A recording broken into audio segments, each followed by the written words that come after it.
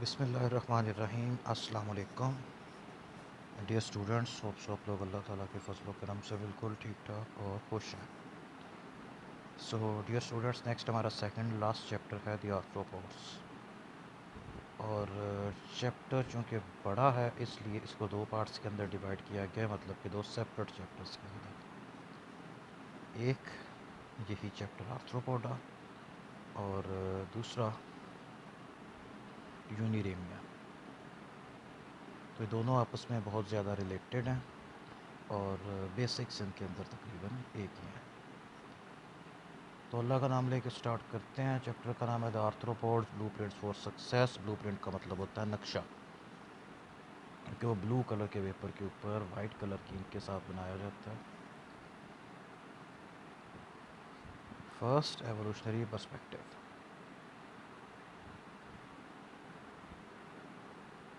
तो ये आर्थ्रोपोड्स का जो फाइलम है, ये किंगडम एनिमेलिया का सबसे बड़ा फाइलम है। इनके अंदर बेहिसाब स्पीशीज़ हैं और बेहिसाब डाइवर्सिटी है, जो कि बिल्कुल छोटे साइज़ से, इतने छोटे जो नेकेड आई से नज़र नहीं आते, वहाँ से लेके बहुत बड़े बड़े साइज़ तक के होते हैं।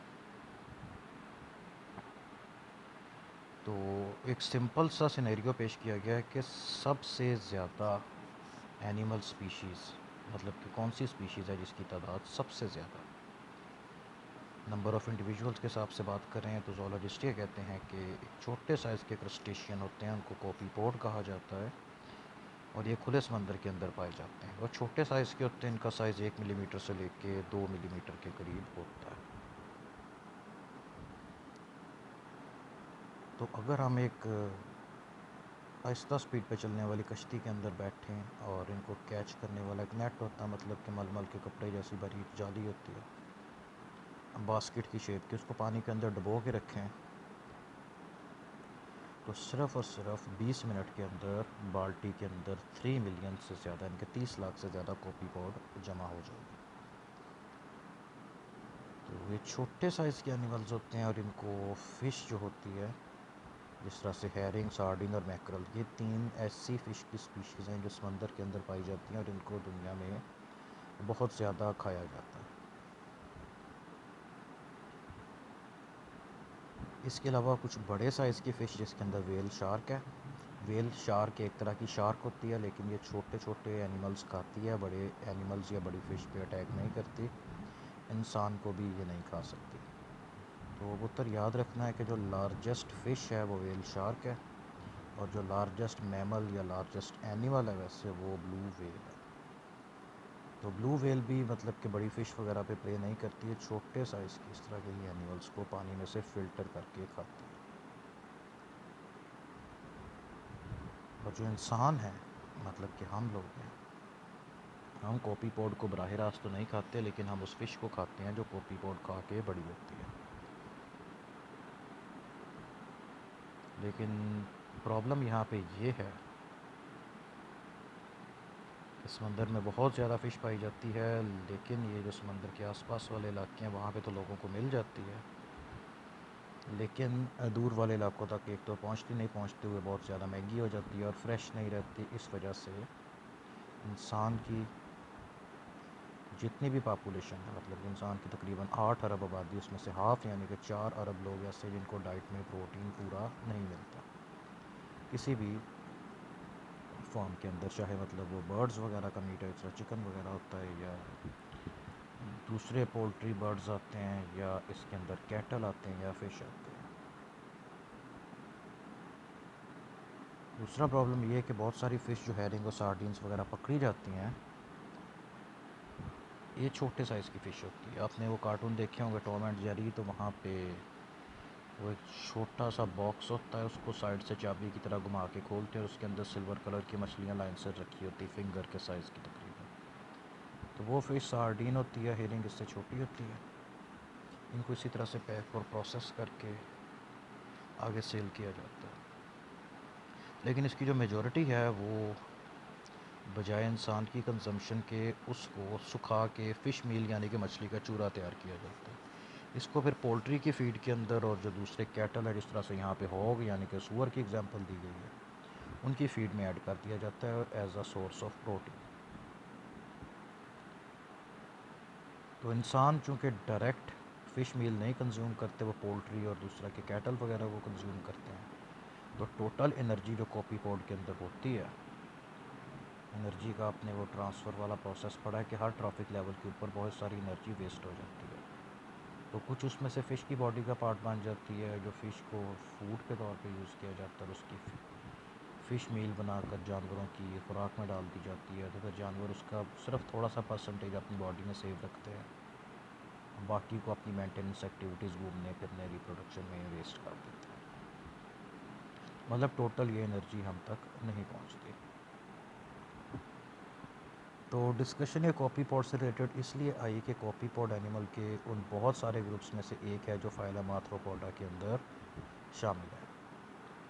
तो आर्थ्रोपोडा की प्रोनाउंसिएशन दी गई है। ग्रीक वर्ड आर्थ्रो का मतलब होता है जॉइंट यानी कि जोड़, पोडोस का मतलब होता है फुट, मतलब कि एनिमल्स विद जॉइंटेड फुट या एनिमल्स विद जॉइंटेड अपेंडेजेस।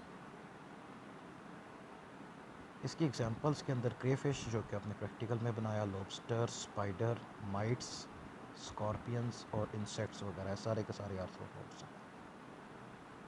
तो जोलॉजिस्ट ने आर्थ्रोपोड्स की तकरीबन 1 मिलियन यानी कि 10 लाख स्पीशीज़ डिस्क्राइब की है, और रिसेंट स्टडी से ये एस्टीमेट लगाया गया कि भी इनकी एक बहुत बड़ी तादाद ऐसी है जो कि डिस्कवर नहीं हुई। तो अनडिस्कवर्ड आर्थ्रोपोड्स की तादाद 30 से लेके 50 मिलियन के दरमियान है, यानी कि 3 करोड़ से लेके 5 करोड़ स्पीशीज़ जो कि अभी आइडेंटिफाई और डिस्क्राइब होना बाकी है। तो ये चैप्टर जो कि चैप्टर नंबर 14 है, और उसके बाद वाला चैप्टर नंबर 15 यानी कि आर्थ्रोपोड और यूनिडेमिया। इन दोनों चैप्टर्स के अंदर इनको ही डिस्कस किया जाएगा, और हम पढ़ेंगे कि ये खुश्की पे पाए जाने वाले या पानी में पाए जाने वाले एनिमल्स के सबसे तरक्की याफ्ता सक्सेसफुल ग्रुप्स के अंदर क्यों है। ज़ूलॉजी के अंदर सक्सेसफुल एनिमल ग्रुप उसको कहा जाता है जिसकी डाइवर्सिटी बहुत ज़्यादा और वो तकरीबन हर तरह के इन्वायरमेंट के अंदर हमें मिल जाए, उसको सक्सेसफुल ग्रुप कहते हैं। इसके बरक्स इस तरह का एनिमल ग्रुप जो कि दुनिया के सिर्फ एक छोटे से इलाके में पाया जाता है और उसकी डिस्ट्रीब्यूशन बहुत कम है, उसकी डाइट के अंदर उसके बहुत ज़्यादा नखरे हैं। जिस तरह से एक एनिमल जिसको पांडा कहा जाता है, चाइना के अंदर पाया जाता है और है कार्निवोरस एनिमल, बियर का रिलेटिव है लेकिन खाता है बाँस के पत्ते हैं। रहने के लिए इसको जंगल चाहिए, अकल से पैदल होता है, दरख्तों पे चढ़ता है और गिरता रहता है। उसके बाद इसका रिप्रोडक्टिव साइकिल बहुत कॉम्प्लिकेटेड है कि इतना बड़ा एनिमल होता है लेकिन जब इसका बच्चा पैदा होता है तो चिड़िया के बच्चे के साइज़ का होता है, और बच्चा इसने एक ही देना है फिर भी, मतलब इतना छोटा और होता भी एक ही है। इस वजह से ना ये सक्सेसफुल एनिमल्स के अंदर नहीं आता। खैर, फाइलम आर्थ्रोपोडा के जनरल करैक्टरिस्टिक्स हैं। सबसे पहले इनके अंदर मेटामरिज्म पाया जाता है और बॉडी रीजन्स डिफरेंट फंक्शंस के लिए या डिफरेंट फंक्शंस परफॉर्म करने के लिए स्पेशलाइज्ड होते हैं। तो specialisation of body regions to perform specific functions, इस प्रोसेस को कहा जाता है टैगमेटाइजेशन, और ये जो बॉडी के सेगमेंट्स बनते हैं सेगमेंट्स को कहा जाता है टैगमेटा। दूसरा काइटन का बना हुआ एक्सोस्केलेटन होता है जो कि इनको सपोर्ट प्रोवाइड करता है और प्रोटेक्शन प्रोवाइड करता है। तो जो काइटन होता है वेट के अंदर हल्का होता है, फ्लेक्सिबल होता है, डिके रेजिस्टेंट होता है। इस वजह से इनको इस एक्सोस्केलेटन का बहुत ज़्यादा फ़ायदा है। इसके अलावा यही इनका जो एक्सोस्केलेटन है ये मॉडिफाई होकर कुछ जगहों पे सेंसरी स्ट्रक्चर जैसे कि इनके एंटीने वगैरह होते हैं वो बनते हैं इससे। तीसरा, इनके अपेंडेजेस पेयर्ड होते हैं और जॉइंटेड होते हैं, मतलब उनमें 2, 3, 4 या कुछ में उससे भी ज़्यादा जगह पे जोड़ आता है, बैंड आता है। चौथा, इनकी ग्रोथ के अंदर एक्टाइसिस या मोल्टिंग का प्रोसेस होता है जिसमें अंडे से निकलने से लेके एडल्ट तक पहुंचने तक बहुत सारी शक्लें तब्दील करते हैं। पांचवा, वेंट्रल नर्वस सिस्टम पाया जाता है जो कि सिंगल या डबल नर्व कॉर्ड की फॉर्म में होता है, और वो जो सिंगल नर्व कॉर्ड है वो 2 सेपरेट नर्व्स के आपस में फ्यूज़ होके मिलने से ही बनती है। छठा, इसकी सिलोम या बॉडी कैविटी, क्योंकि ट्रू सिलोमेट्स होते हैं इसमें बाकायदा सिलोम पाई जाती है, तो ये साइज़ के अंदर छोटी रिड्यूस्ड होती है। ये इसके गोनेड्स और एक्सक्रीटरी ऑर्गन्स के इर्द गिर्द पाई जाती है। पॉइंट नंबर 7, इनके अंदर ओपन सर्कुलेटरी सिस्टम पाया जाता है, जिसके अंदर जो ब्लड है वेसल्स के अंदर नहीं, इसकी बॉडी में या बॉडी कैविटी में खुला फिरता है। तो इसमें टिश्यू स्पेसेस या साइनसेस होती हैं जो कि इसकी रिड्यूस साइज़ वाली बॉडी कैविटी हीमोसील से बनती हैं, तो उसके अंदर ब्लड इसका खुला फिरता है। तो हीमोसील का मतलब होता है हाफ या partially reduced body cavity. Next digestive track इनके अंदर कंप्लीट होता है, माउथ से लेके एनस पे ख़त्म होता है, मतलब ट्यूब लाइक डाइजेस्टिव सिस्टम होता है। पॉइंट नंबर 9, मेटामॉर्फोसिस प्रेजेंट होता है, मतलब ये कि जो इसके एडल्ट और इसकी लार्वल फॉर्म्स हैं वो एक दूसरे से अलग शक्ल सूरत के होते हैं। दूसरा, वो एक ही जगह पे नहीं रहते, उनका इन्वायरमेंट भी डिफरेंट होता है। और तीसरा, उनकी डाइट डिफरेंट होती है। उससे ये होता है कि एक ही अगर चीज़ को खाएंगे और एक ही जगह पे रहेंगे तो वहाँ पे रिसोर्सेज के ऊपर बर्डन आएगा। तो चूँकि रिसोर्सेज अब डिवाइड हो जाते हैं, इस वजह से फिर कंपटीशन को रिड्यूस किया जा सकता है। उसके बाद ये सुनिएगा कि ये 2-3 इम्पोर्टेंट पॉइंट हैं। तो आर्थ्रोपोड और एनिलीडा दोनों आपस में क्लोजली रिलेटेड है। ये दोनों के दोनों प्रोटोस्टोम्स हैं और दोनों के अंदर शाइजोसीलस सिलोम बनती है। डेवलपमेंटल स्टेजेस के अंदर ब्लास्टोपोड से माउथ बनता है। कई करैक्टरिस्टिक्स सेम है, यानी कि पेयर्ड वेंट्रल नर्व कॉर्ड और मेटामरिज्म। इस सारे ये जो प्रोसेस हैं और फिनोमिना इनको सामने रख के अक्सर जोलॉजिस्ट इस चीज़ पे बिलीव करते हैं कि ये एक ही एंसेस्टर से बने हैं। इसके बारे में जो हाइपोथेसिस था कि एक मेरीन इन्वायरमेंट में रहने वाला सेगमेंटेड बॉडी वाला एंसेस्टर था, और उससे आगे दो लीनिएजेस बने। एक एनिलीडा के अंदर चेंज हो गया जिससे नेरीज की तरह के एनिमल्स बने, और दूसरा आर्थ्रोपोडा के अंदर चेंज हो गया। तो ये इसका एवोल्यूशनरी ट्री है। इसके अंदर यहाँ से हमने स्टार्ट किया था एंसेस्ट्रल प्रोटिस्टा, और उसके बाद एंसेस्ट्रल एनिमल। एंसेस्ट्रल प्रोटिस्टा से मॉडर्न प्रोटिस्टा बने, प्रोटिस्टा और प्रोटोजोआ, जो कि हमने पढ़ लिए। फिर प्रोटिस्टा का ही एक ग्रुप है जिसको क्वेनोफ्लैजिलेट कहा जाता है, उससे बने पोरीफ्रा यानी कि स्पॉन्जेस। फिर ये दो रेड कलर के ये रेडिएट फाइला जिनके अंदर रेडियल सिमेट्री पाई जाती है, जिसके अंदर नाइडीरिया और टीनोफोरा वगैरह आते हैं। फिर आए एसिलोमेट्स जिसमें निमर्शिया और प्लेटीहेल्मन थे, इससे ट्रिप्लोब्लास्टिक एसिलोमेट्स ये दोनों। कुछ माइनर फाइलम भी इसके साथ पड़े थे। फिर rapid diversification and many extinctions के बाद प्रोटोस्टोम लीनिएज बनी, और प्रोटोस्टोम्स के अंदर से बहुत सारे एनिमल तो एक्सटिंक्ट हो गए, और मॉडर्न सर्वाइविंग एनिमल फाइला जो कि 600 से 500 मिलियन ईयर्स अगो 60 करोड़ साल से लेके 50 करोड़ साल पहले के दौरानिए के अंदर बने। तो सूडोसिलोमेट्स के अंदर नीमाटोडा, रोटीफरा और कुछ दूसरे फाइलम थे, काइनोरिंका, प्रियापोलिडा वगैरह। फिर आते हैं ट्रू सिलोमेट्स। तो ट्रू सिलोमेट्स के अंदर से फाइलम एनिलीडा पढ़ लिया हमने, मोलस्का वगैरह पढ़ लिया। उसके बाद ये फाइलम आर्थ्रोपोडा, उसके साथ एक आर्थ्रोपोडा की डायग्राम भी बनी हुई है जिसको लॉबस्टर कहा जाता है। एक्टोप्रोक्टा, ब्रेंकियोपोडा, ये इसी के रिश्तेदार हैं, इसके साथ ही हम इनको डिस्कस करेंगे। और इकाइनोडर्मेटा, हेमिगोडेटा एंड कॉर्डेटा, जो कि तीनों ड्यूट्रोस्टोम्स के लीनिएजेस हैं, ये हम पढ़ेंगे इंशाल्लाह। नेक्स्ट सेमेस्टर के अंदर बीएस बॉटनी वाले बच्चे इसको पढ़ेंगे, और बीएस केमिस्ट्री वाले बच्चे ज़ूलॉजी पेपर सी पढ़ेंगे, एनिमल फॉर्म एंड फंक्शन। अच्छा पुत्र, अगली इंपॉर्टेंट चीज़, अब बहुत सारे ज़ूलॉजिस्ट हैं जो कि आर्थ्रोपोडा के दरमियान में जो एवोल्यूशनरी रिलेशनशिप है इसके ऊपर मुतमईन नहीं है। रीज़न ये है कि क्लासिफिकेशन के अंदर जब भी कोई टेक्सोनोमिक ग्रुप बहुत बड़ा हो जाता है, मतलब उसमें स्पीशीज़ की तादाद बहुत बढ़ जाती है, तो फिर उसके अंदर एरर के और डिसएम्बिगुएशन के चांसेस ज़्यादा हो जाते हैं कि एक ग्रुप उसमें 10 लाख स्पीशीज़ हैं। अब एक बंदा कहे कि मैं इनको स्टडी करना है, तो पहली बात तो वो सारों को स्टडी ही नहीं कर सकता कभी भी।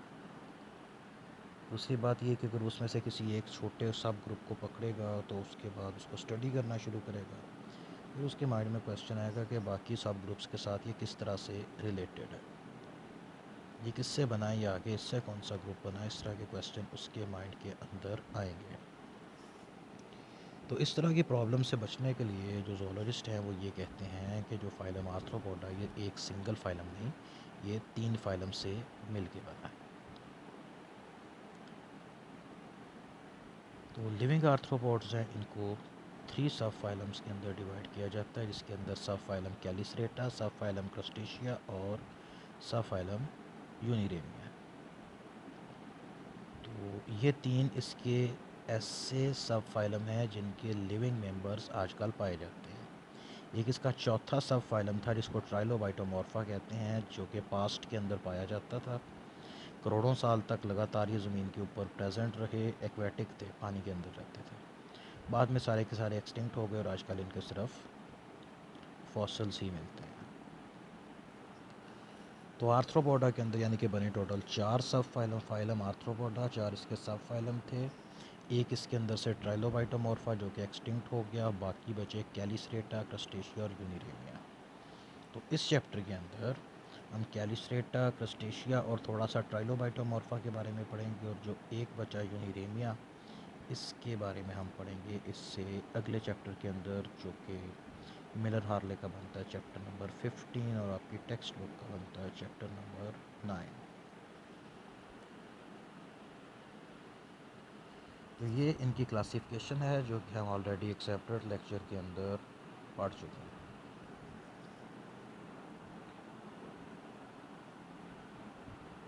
नेक्स्ट मेटामरिज्म एंड टेग्मेटाइजेशन है। तो आर्थ्रोपोड बायोलॉजी के अंदर 3 इस तरह की चीज़ें हैं जो कि इनके सक्सेसफुल होने के अंदर बहुत इम्पोर्टेंट रोल प्ले करती हैं।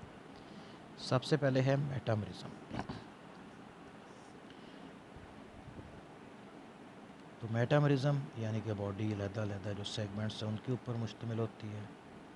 इनके अंदर भी बड़े क्लियर नज़र आता है, इनकी बॉडी के सेगमेंट्स के ऊपर हर सेगमेंट पे अपेंडेजेस का एक एक पेयर पाया जाता है। लेकिन इनकी बॉडी के अंदर जो सेगमेंट्स हैं वो इंटरनली नहीं बने होते, मतलब कि रिपीटेड ऑर्गन्स इनके अंदर नहीं पाए जाते। जिस तरह से हमने एनिलिडा के अंदर देखा था कि बॉडी के हर सेगमेंट में एक ही जैसे ऑर्गन बार बार पाए जाते हैं। तो ये जो पिंक कलर से लिखा है,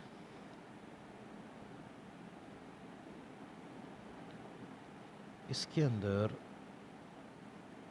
अक्सर ज़ूलॉजिस्ट ये चीज़ सोचते हैं कि आर्थ्रोपोडा इनकी बॉडी के बाहर सेगमेंट्स हैं, लेकिन इंटरनली सेगमेंट्स या कंपार्टमेंट्स नहीं बने हुए। इसके बरक्स जो एनिलिडा है, इनकी बॉडी के बाहर भी सेगमेंट्स बने होते हैं, अंदर भी बने होते हैं। तो अगर ये आपस में रिलेटेड हैं तो एक करेक्टर जो कि एनिलिडा पहले वाले ग्रुप के अंदर प्रेजेंट है, वो अपने से अगले वाले ग्रुप यानी कि आर्थ्रोपोडा के अंदर आकर ख़त्म क्यों हो गया। तो इसका जो सबसे सेंसेबल आंसर बनता है वो ये कि एनिलिडा के ऊपर या उनकी बॉडी के अंदर किसी भी तरह का स्केलेटन नहीं होता, मतलब एंडोस्केलेटन या एक्सोस्केलेटन नहीं होता। उनकी बॉडी में फ्लूइड फील्ड सिस्टम होता है जिसको हाइड्रोस्टैटिक स्केलेटन कहा जाता है। तो इंटरनल कंपार्टमेंट्स होते हैं, उनमें से कुछ को बांध या खोल के अपनी मर्ज़ी से उनमें प्रेशर को रेगुलेट किया जा सकता है, जिससे एनिमल मूव करता है या रेत या मिट्टी या कीचड़ में सुरंगियाँ वगैरह बनाता है। यानी कि इंटरनल कंपार्टमेंट्स बनना उनके लिए बेनिफिशियल है। दूसरी तरफ जो आर्थ्रोपोड्स हैं, इनकी बॉडी के ऊपर बाहर वाली साइड में काइटन का बना हुआ बड़ा फ्लेक्सिबल, थिक और स्ट्रॉन्ग किस्म का एक्सोस्केलेटन होता है जो कि हाईली मॉडिफाइड होता है। मतलब कि डिफरेंट आर्थ्रोपोड ग्रुप्स के अंदर जो एक्सोस्केलेटन उसमें बहुत सारी मॉडिफिकेशंस हैं जो कि हम साथ साथ पढ़ेंगे, और इसकी वसी डाइवर्सिटी जो यूनिरेमिया के अंदर डिस्कस की जाएगी, उनके बहुत सारे आगे ऑर्डर्स हैं। तो इन वर्टिब्रेट्स के अंदर से सबसे बड़ी और लंबी क्लासिफिकेशन यूनिरेमिया की ही है, क्योंकि उनकी डाइवर्सिटी से आता है, और वर्टिब्रेट्स के अंदर से ये मैमल्स और बर्ड्स की है।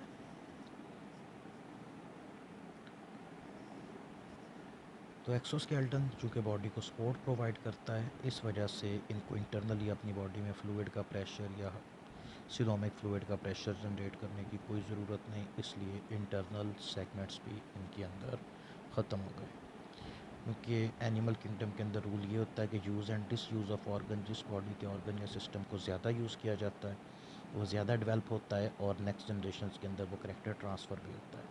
इसके बरक्स जिस ऑर्गन या ऑर्गन सिस्टम का इस्तेमाल छोड़ दिया जाता है वो आहिस्ता आहिस्ता डीजनरेट होना शुरू हो जाता है, डिसफंक्शनल हो जाता है, और उसके बाद साइज़ में रिड्यूस हो जाता है। और या तो वो वेस्टिजियल ऑर्गन की फॉर्म में बॉडी में होता है, मतलब कि प्रेजेंट तो होगा लेकिन कोई फंक्शन परफॉर्म नहीं करेगा। इसकी बहुत सारी एग्जांपल्स आप लोगों ने पढ़ी थी, जिस तरह के इंसान के कान के साथ मसल्स होते हैं वो, इंसान के जो एब्डोमिनल मसल पेट के मसल्स होते हैं वो, जो 6 पैक्स और 8 पैक्स, उनका हमें कोई फ़ायदा नहीं है क्योंकि हमारा लाइफस्टाइल बदल गया।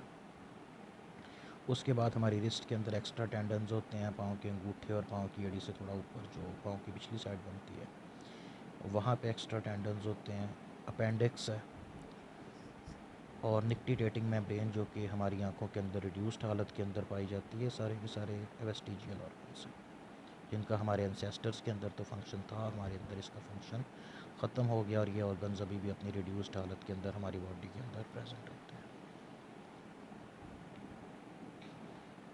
तो नेक्स्ट है मेटामरिज्म। मेटामरिज्म का मतलब ये है कि बॉडी के डिफरेंट सेगमेंट्स बनते हैं और सेगमेंट्स के अंदर से जो लैदा सेगमेंट सेपरेट फंक्शंस के लिए मॉडिफाइड होते हैं, मतलब कुछ चलने के लिए, कुछ उड़ने के लिए और कुछ सांस लेने के लिए या कुछ रिप्रोडक्शन के लिए या कुछ सुनने के लिए, मतलब सेंस ऑफ हेयरिंग, या फिर कुछ वाइब्रेशंस वगैरह को डिटेक्ट करने के लिए, यानी कि उनके ऊपर टैक्टाइल रिसेप्टर्स पाए जाते हैं। तो आर्थ्रोपोड्स के अंदर जो बॉडी रीजन्स, इनको टैगमेटा कहा जाता है। टैगमा इसका सिंगल है, टैगमेटा इसकी जमा है, प्रोसेस को टैगमेटाइजेशन कहते हैं। तो ये फीडिंग, सेंसरी परसेप्शन, लोकोमोशन और विसरल फंक्शन, मतलब कि बॉडी के जो इंटरनल ऑर्गन्स हैं, मेंटेनेंस एक्टिविटीज़ के अंदर यूज़ होते हैं।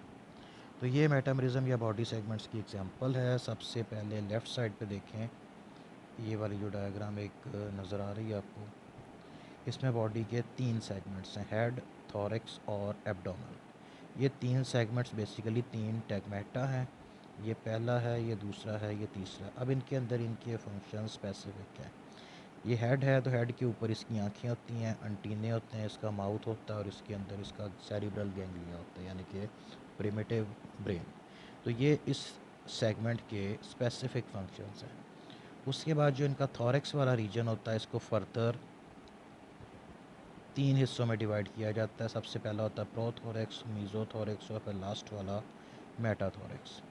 इन तीनों हिस्सों पे अपेंडेजेस का एक एक पेयर होता है, यानी कि 2 टांगे इसमें, 2 इसमें, 2 इसमें।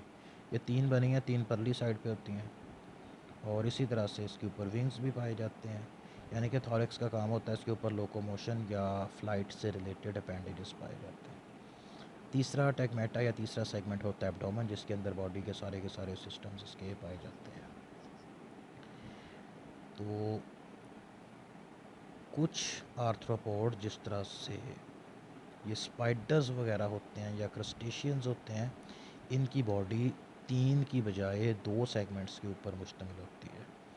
इनके अंदर से जो हेड और थॉरैक्स ये आपस में मिलके इकट्ठा हो जाता है, मतलब इनको सेपरेटली डिफ्रेंशिएट नहीं किया जा सकता, इसलिए इसको सिफेलोथोरैक्स कहा जाता है। सेफ्लॉन का मतलब होता है हेड, थोरैक्स थोरैक्स ही होता है, तो सिफेलोथोरैक्स मतलब हेड प्लस थोरैक्स, और दूसरा एब्डोमेन होता है। तो इनका ये नाम भी है, इनका एक दूसरा नाम भी होता है। सिफेलोथोरैक्स को प्रोसोमा कहा जाता है और एब्डोमेन को ओफिस्थोसोमा कहा जाता है, OPHIS से। और ये इसके आगे पैल्प्स होते हैं, यानी कि जिस तरह से फिंगर्स होती हैं इस तरह से इनके माउथ के साथ छोटे छोटे स्ट्रक्चर लगे होते हैं जो कि इनको फीडिंग के अंदर हेल्प देते हैं। मतलब कि मेटामरिज्म कुछ के अंदर बॉडी के 3 सेगमेंट्स हैं, हेड, थोरैक्स, एब्डोमेन, और कुछ के अंदर 2 हैं, सिफेलोथोरैक्स और एब्डोमेन, या फिर सिफेलोथोरैक्स को प्रोसोमा कहते हैं, एब्डोमेन को फिस्टोसोमा।